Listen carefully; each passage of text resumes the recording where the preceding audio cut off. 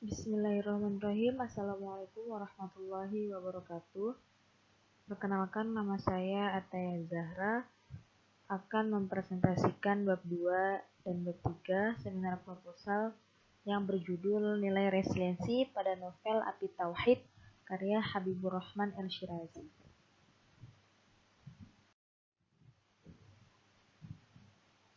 Langsung saja pada pembahasan bab 2 ini ada tinjauan pustaka, landasan teori yang berisi nilai resiliensi dan novel Api Tauhid.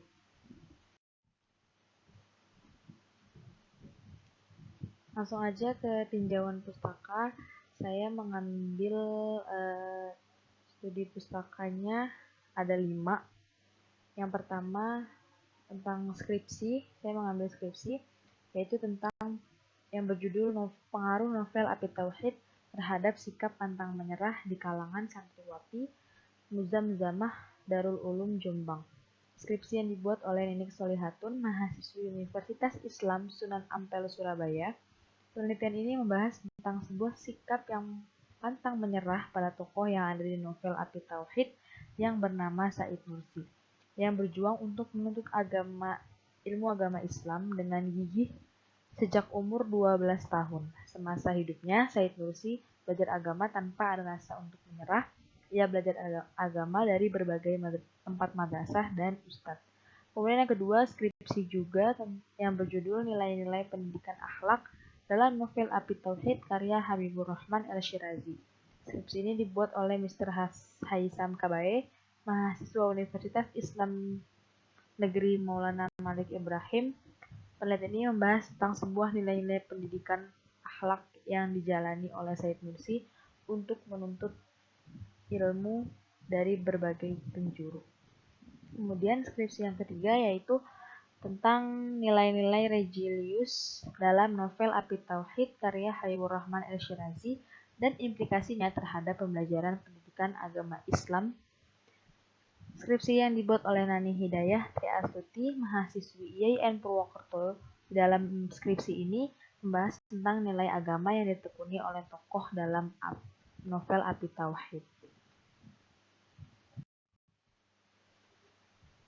Kemudian tinjauan pustaka yang keempat dan kelima yaitu tentang dinamika resiliensi pada janda.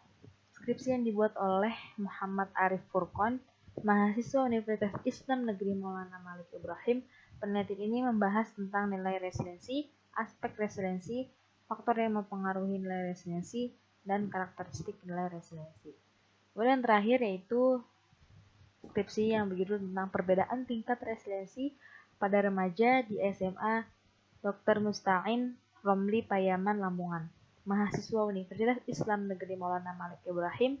Penelitian ini membahas tentang nilai resiliensi.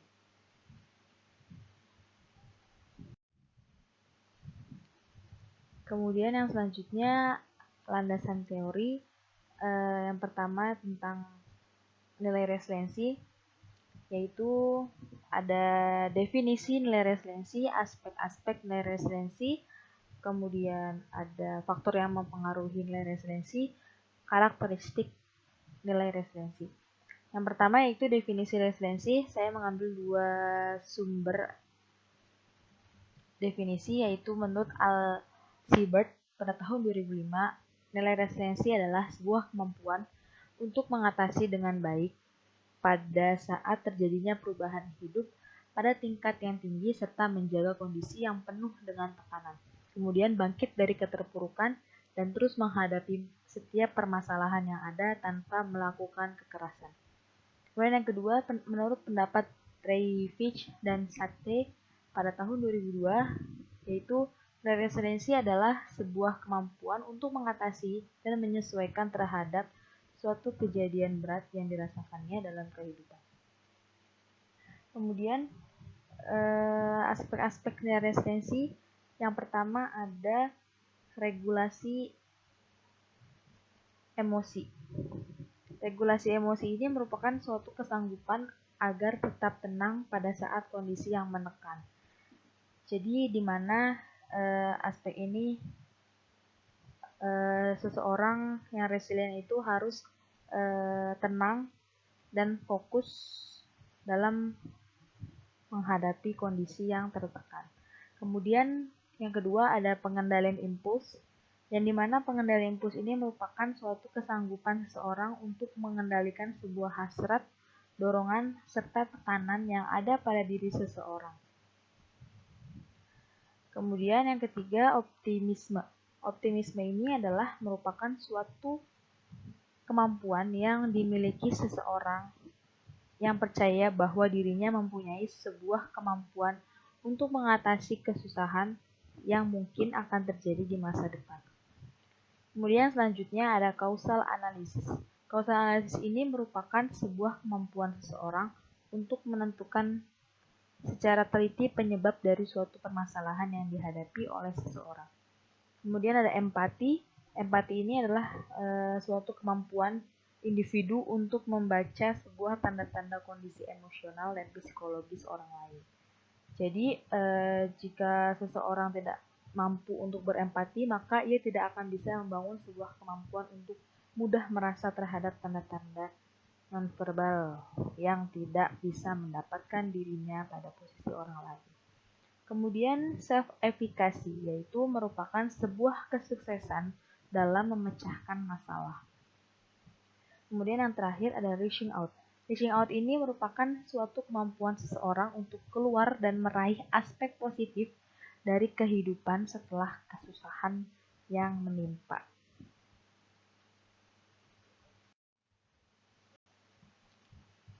Lanjut ke landasan teori yang selanjutnya, yaitu tentang faktor-faktor yang mempengaruhi nilai resiliensi dan karakteristik nilai resiliensi.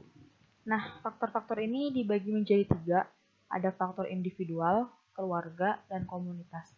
Mungkin faktor yang individual ini akan mempengaruhi nilai resiliensi meliputi kemampuan pengetahuan, konsep diri, harga diri, dan kompetensi sosial yang dimiliki seseorang.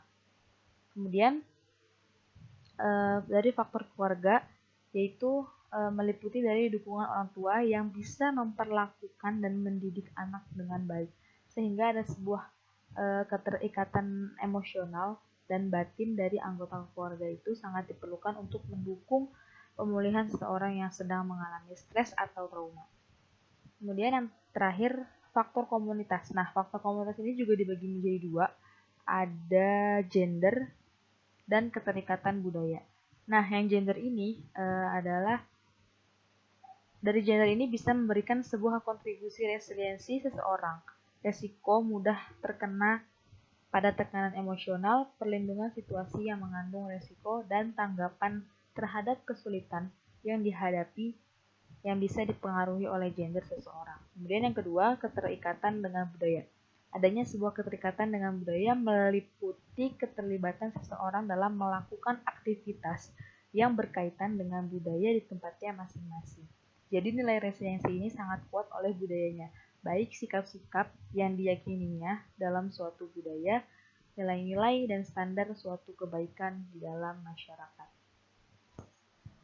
Kemudian yang terakhir yaitu karakteristik nilai resiliensi. Karakteristik nilai resiliensi ini ada insight, ada kemandirian, ada inisiatif, ada kreativitas, dan ada humor.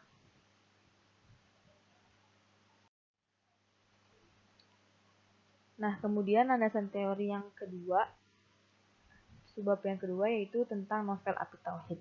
Jadi novel ini adalah sebuah karangan dari Habibur Rahman El-Shirazi. Beliau lahir di kota Semarang pada tanggal 30 September 1976. Ia sudah banyak sekali menuliskan karyanya dan banyak mendapat penghargaan. Ada beberapa buku yang sudah difilmkan seperti Ayat-Ayat Cinta 1 dan 2 dan Ketika Cinta Bertasbih 1 dan 2. Kemudian sejak semasa sekolahnya pun beliau juga banyak mendapatkan sebuah penghargaan lomba. Yang contohnya yaitu pernah menang juara 2 lomba menulis artikel Seman 1 Surakarta. dan masih banyak lagi penghargaan-penghargaan lomba yang didapatkan oleh Habibur Rahman El-Shirazi.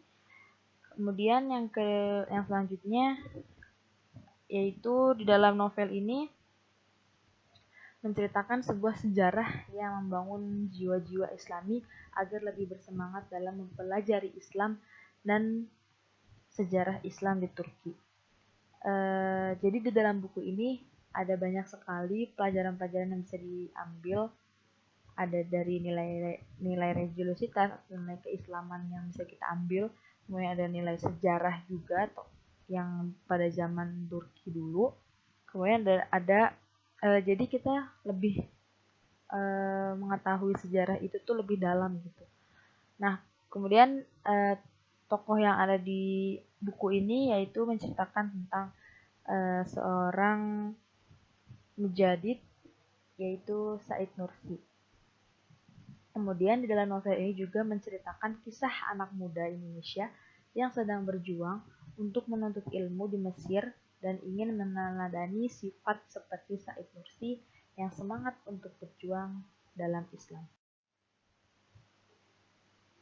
Kemudian pada bab 3 yaitu akan menjelaskan tentang jenis dan pendekatan penelitian, data dan sumber data, teknik pengumpulan data, dan analisis data. Langsung aja jenis dan pendekatan penelitian. Jenis yang saya ambil yang saya gunakan, jenis penelitian yang saya gunakan yaitu library research atau studi pustaka. Kemudian pendekatan penelitian yang digunakan adalah pendekatan penelitian kualitatif. Kemudian data dan sumber data yaitu data primer dan data sekunder. Data primer yaitu data yang langsung didapatkan dari sumber data yang pertama di lokasi penelitian atau objek penelitian. Nah, di dalam penelitian ini data yang ditemukan ada di dalam buku yang berhubungan dengan sebuah kata-kata dalam cerita novel Api Tauhid karya Habibur Rahman El-Shirazi. Data yang dikaitkan dalam buku ini dikategorikan dalam segi nilai referensi atau bisa disebut dengan sikap pantang menyerah dalam kondisi apapun. Kemudian yang kedua ada data sekunder, yaitu data untuk memperjelas dan untuk melengkapi data primer yang sudah didapatkan dari berbagai macam literatur yang mendukung data primer seperti jurnal, internet, dan yang berhubungan dengan penelitian. Kemudian ada teknik pengumpulan data dan analisis data. Teknik pengumpulan data yang saya ambil yaitu adalah dokumentasi, karena dokumentasi itu kan sebuah catatan peristiwa yang sudah berlalu. Jadi dokumen tersebut bisa berbentuk tulisan, gambar atau karya-karya dari seseorang. Itu menurut Sugiono. Dalam penelitian ini, dokumentasi yang dilakukan dengan cara menggali dari berbagai literatur yang bersumber dari buku novel Api Tauhid karangan Habibur Rahman El-Shirazi, kemudian jurnal atau bisa juga skripsi yang berkaitan dengan objek penelitian sehingga dapat memberi informasi pada penelitian ini. Kemudian yang kedua yaitu analisis data. Analisis data ini dibagi menjadi 3, yaitu reduksi data. Reduksi data ini adalah sebuah proses merangkum, memilih hal-hal yang pokok, memfokuskan pada hal yang penting, dan mencari pola dan tema. Kemudian data yang didapatkan bisa dari wawancara, catatan lapangan, dan dokumentasi direduksi dengan cara dirangkum, dipilih, serta dilakukan pemilihan secara relevan. Kemudian yang kedua ada penyajian data. Penyajian data ini adalah merupakan sekumpulan informasi tersusun yang memberi kemungkinan adanya penarikan kesimpulan dan pengambilan tindakan. Penyajian data dalam penelitian ini dilakukan dengan memaparkan secara sistematis dengan konsep nilai referensi dari novel Api Tauhid karya Habibur Rahman El-Shirazi. kemudian menguraikannya sesuai dengan pokok-pokok pembahasan penelitian. Kemudian yang terakhir yaitu penarikan kesimpulan atau verifikasi.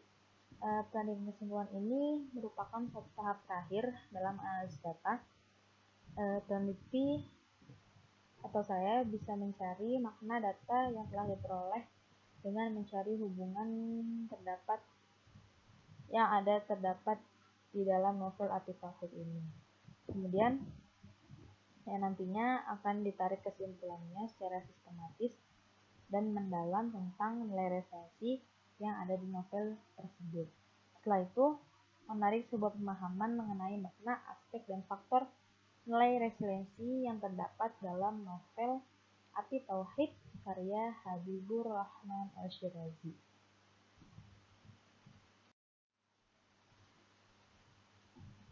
Sekian dan terima kasih. Kurang lebihnya mohon maaf bila ada salah atau kata.